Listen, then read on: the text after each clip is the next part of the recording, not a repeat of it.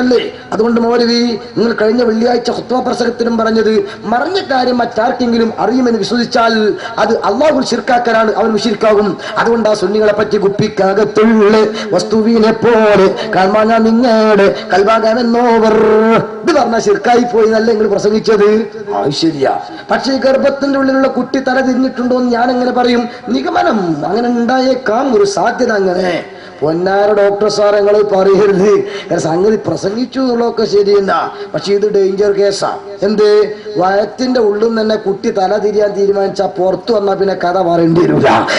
അപ്പൊ അതുപോലെ നിങ്ങൾ അതിനൊരു പരിഹാരം ഉണ്ടാക്കി തരണോ? അപ്പൊ ഡോക്ടർ പറഞ്ഞു, നിർബന്ധമാണെങ്കിൽ ഞാനൊരു സ്ലിപ്പ് തരാം. ഈ സ്ലിപ്പുമായിട്ട് നേരെ പോകുന്ന എങ്ങോട്ടേക്കാ? സുന്നിമല്ലാക്കാരെടുത്തേക്കാ സ്കാൻ മെഷീൻ.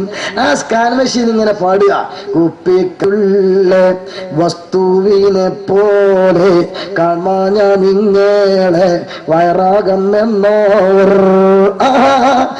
പേടിക്ക് അന്തർ ബേട്ടയ്ക്ക് കോയി ബാത്തുന്ന നിങ്ങളെ പള്ളനുള്ള കുട്ടിക്ക് ഒരു കുഴപ്പമില്ല. ആരാ? പ്ലാസ്റ്റിക്കിന്റെ മെഷീനാ. അപ്പൊ ഈ മുജാഹിദ് സ്കാൻ മെഷീൻ അക്ബർ എന്ന് പറയേണ്ടി വരും, അള്ളാഹു അക്ബറിന് പകരം. അപ്പൊ ഇതൊക്കെ ഞാൻ പറയുന്നത് ഈ കാലഘട്ടം പരിഷ്കരിച്ചു വരും തോറും സത്യത്തിൽ സുന്നത്ത് ജമാഅത്ത് ഇങ്ങനെ ഉഷാറാവുകയാണ്. പക്ഷേ അത് പഠിക്കണം മാത്രം. നമ്മൾ ഒരു നിരക്ക് പറഞ്ഞാൽ അങ്ങോട്ടേക്ക് ചിന്തിക്കാത്തത് കൊണ്ടാണ്. നമ്മളിങ്ങനെ നോക്കിയാൽ സുന്നത്ത് ജമാഅത്തിന് എല്ലാറ്റും തെളിവുണ്ട് എന്ന കാര്യം ഉറപ്പാ. പക്ഷെ കാന്തപുര രംഗത്ത് വന്നപ്പോ അതൊക്കെ രംഗത്ത് കൊണ്ടുവന്നു, അതിന് പറ്റുന്ന സക്കാഫികളെ രംഗത്തിറക്കി.